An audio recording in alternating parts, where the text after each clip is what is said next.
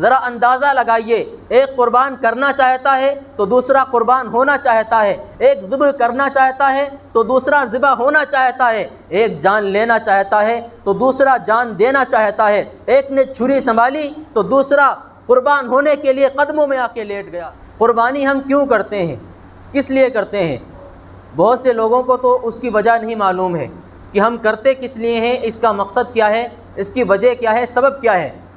تو میں کچھ پس منظر آپ کو بتلا دوں۔ میں آپ کے سامنے ایک ایسا واقعہ پیش کرنے جا رہا ہوں، ایک ایسا فلسفہ، ایک ایسا عنوان، ایک ایسا موضوع آپ کے سامنے پیش کرنے جا رہا ہوں کہ اگر یہ واقعہ قرآن کریم کے مقدس صفحات پر درج نہ ہوتا تو اس کی سچائی پر یقین کرنا مشکل ہو جاتا۔ وہ واقعہ حضرت سیدنا ابراہیم علیہ السلام اور ان کے فرزند ارجمند حضرت اسماعیل علیہ السلام کی بے مثال قربانی کا واقعہ ہے۔ زمانہ کروٹیں لیتا رہے گا، حالات بدلتے رہیں گے، اس کارگاہ عالم میں انقلاب رونما ہوتے رہیں گے، مگر دوستی و محبت کی یہ داستان انمٹ ہے جو رہتی دنیا تک ابن آدم کو ایثار و قربانی کا درس دیتی رہے گی۔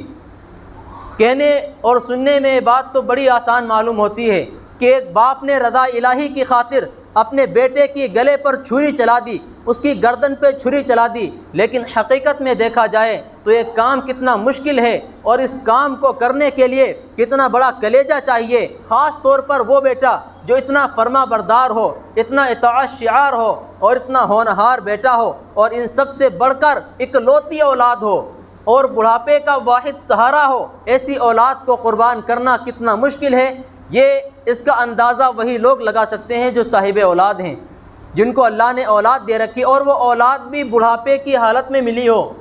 دعائیں کرتے رہے، ربی حبلی من الصالحین، یا اللہ کوئی نیک اولاد عطا کر دے۔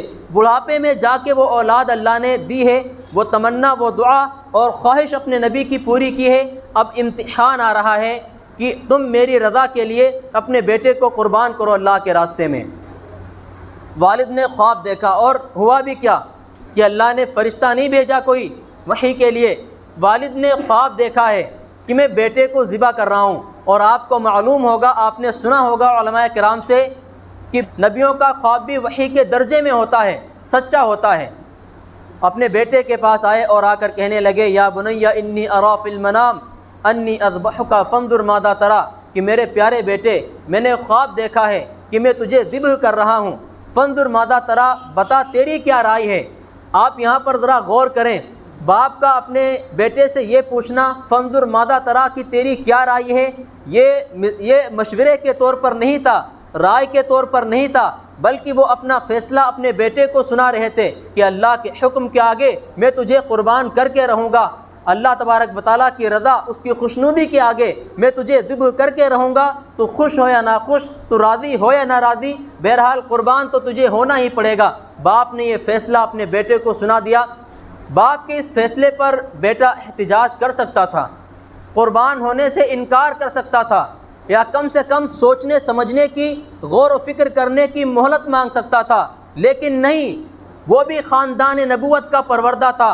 حضرت ابراہیم علیہ السلام اور اماں ہاجرہ علیہ السلام جیسی خاتون کا بیٹا تھا، اور وہی صاف شفاف خون اس کی رگوں میں بھی دوڑ رہا تھا۔ فوراً سر تسلیم خم کرتے ہوئے ارشاد فرمایا، یا ابت افعل ما تؤمر ستجدنی انشاء اللہ من الصابرین۔ اے والد بزرگوار، جس کام کے کرنے کا آپ کو حکم دیا گیا ہے فوراً کر گزریے، رہی میری بات تو انشاءاللہ آپ مجھے صبر کرنے والوں میں پائیں گے۔ یہ فیضان کرم تھا یا کہ مکتب کی کرامت تھی؟ سکھائے کس نے اسماعیل کو آداب فرزندی؟ پرورش اس طرح ہوئی تھی کہ انکار کر ہی نہیں سکتے تھے۔ حضرت ہاجرہ علیہ السلام نے پرورش ایسی کی تھی اپنی بیٹی کی رضا الہی کی خاطر، انکار ہو ہی نہیں سکتا تھا۔ آج ہماری مائیں اپنے بچوں کی کس طرح پرورش کر رہی ہیں کہ ذرا سا کوئی امتحان آ جائے وہ فیل ہو جاتے ہیں دینی معاملات میں۔ ماؤں کو پرورش اپنی اولاد کی اسی طرح کرنی چاہیے۔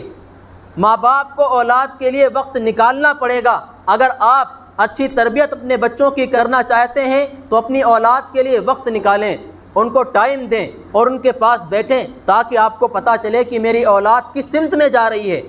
آج کل والدین کو تو پتہ ہی نہیں ہوتا ہے کہ بیٹا کر کیا رہا ہے، ان کو کچھ بھی نہیں پتہ ہوتا ہے۔ چلو ماں گھر کے باہر نہیں جا سکتی، باپ تو جا سکتا ہے، باپ تو اندازہ لگا سکتا ہے، پرکھ سکتا ہے، معلوم کر سکتا ہے کہ بیٹا کیا کر رہا ہے، کس راستے پر جا رہا ہے، اس کا ایمان کیسا ہے۔ اولاً تو تربیت ایسی ہونی چاہیے کہ وہ غلط راستے پر جائے ہی نہ، اور اگر وہ جا رہا ہے تو والد کی ذمہ داری بنتی ہے کہ اس کے بارے میں تحقیق کرے، پتہ کرے کہ بیٹا غلط سمت میں تو نہیں جا رہا، اس کو سیدھے راستے پر لانا بھی ماں باپ کا کام ہے۔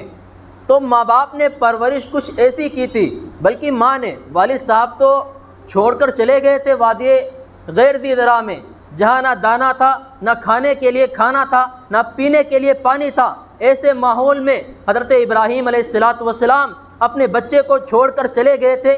پھر کچھ عرصے کے بعد آتے ہیں، کافی سالوں کے بعد آتے ہیں، تقریباً 6-7 سال کے حضرت اسماعیل علیہ السلام ہو چکے تھے، اور آتے ہیں ڈائریکٹ قربانی کا مطالبہ کر دیتے ہیں کہ اللہ کے راستے میں تجھے قربان ہونا ہے۔ یہ پرورش صرف ماں نے کی تھی کہ فوراً کہا کہ میرے والد آپ جو کرنا چاہتے ہیں، اگر اللہ کا حکم ہے تو میں قربان ہونے کے لیے تیار ہوں۔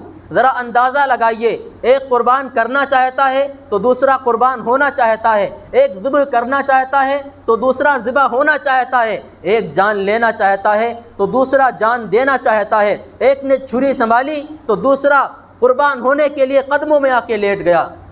باپ اور بیٹے مینا کی طرف چل دیے، اور جب مینا کے مقام پر پہنچ گئے جہاں حضرت اسماعیل علیہ السلام کی قربانی ہونی تھی، وہاں پر جب باپ نے بیٹے کو لٹایا تو بیٹے کے الفاظ سنیے، کیا زبردست الفاظ ہیں۔ ہر ایک ماں اپنے بیٹے کو یہی تعلیم دے، ہر ایک باپ اپنے بچے کو یہی تعلیم دے۔ حضرت اسماعیل علیہ السلام کہنے لگے کہ ابا جان، میں آپ کا بیٹا ہوں اور آپ مجھ سے بہت زیادہ محبت کرتے ہیں، تو اس لیے آپ ایسا کریں کہ اپنی آنکھوں پر آپ پٹی باندھ لیجئے، کہیں ایسا نہ ہو کہ قربان کرتے وقت آپ کی محبت بھری آنکھیں میری آنکھوں سے ٹکرا جائیں اور آپ اس عظیم حکم کو، اللہ کے حکم کو پورا نہ کر سکیں۔ یہ بات جب کہی بیٹے نے تو والد صاحب نے اپنے آنکھوں پر پٹی باندھ لی، وَتَلَّهُ لِلْجَبِينِ، اور بیٹے کو الٹا لٹایا تاکہ رحم نہ آ جائے۔ اور یہ کس کی خاطر کر رہے ہیں؟ اللہ کے لیے۔ کیوں کر رہے ہیں؟ کہ اے اللہ، کہ آپ کو ایسا لگتا ہے کہ میں آپ سے زیادہ اپنے بچے سے محبت کرنے لگا ہوں۔ یہ ایک امتحان تھا، بہت بڑا امتحان تھا کہ بڑھاپے کی عمر میں جس کو اولاد مل جائے وہ سب کچھ بھول جاتا ہے، دکان بھی وہ دیر سے جانا شروع کر دیتا ہے۔ بڑھاپے کی حالت میں اگر کسی کو اولاد مل جائے سارا وقت اسی کو دینا شروع کر دیتا ہے۔ تو اب اللہ تبارک و تعالیٰ نے امتحان لیا کہ کہیں ایسا نہ ہو ابراہیم کو اپنے بیٹے سے زیادہ محبت ہو گئی ہو میرے مقابلے میں، تو میں ذرا دیکھتا ہوں، ان کا امتحان لیتا ہوں کہ میرے محبت کے آگے میری رضا اور خوشنودی کے لیے اپنے اس بیٹے کو بھی یہ قربان کر سکتا ہے یا نہیں۔ ابراہیم علیہ السلام کو اس لیے اللہ نے حکم دیا، اور ابراہیم علیہ السلام نے کیا سبق دیا اپنے عمل سے؟ کیا اللہ کی تو امتحان لے رہا ہے، دیکھ میں تیری رضا کی خاطر اپنے اس بچے کو بھی جو بڑھاپے کا واحد سہارا ہے قربان کرنے جا رہا ہوں۔ لٹا دیا اور چھری چلانی شروع کر دی۔ جو چھری چلائی ہے بڑی رفتار سے چلائی ہے، روایات میں آتا ایک دفعہ چھری چلائی نہیں چلی، دوسری دفعہ پھر کوشش کی پھر نہیں چلی، تیسری دفعہ پھر کوشش کی، اور جلد بازی کر رہے تھے قربان کرنے میں، اتنی جلد بازی کر رہے تھے کہ کہیں ایسا نہ ہو مجھے رحم آ جائے یا کوئی بات ہو جائے اور یہ قربان ہونے سے رہ جائے اور یہ اللہ کا حکم میں پورا نہ کر سکوں۔ چھری کس کے حکم سے چلتی ہے؟ اللہ کے حکم سے چلتی ہے، اور اس دن اللہ کا یہ حکم ہو گیا کہ آج تجھے اسماعیل پر چلنا نہیں ہے۔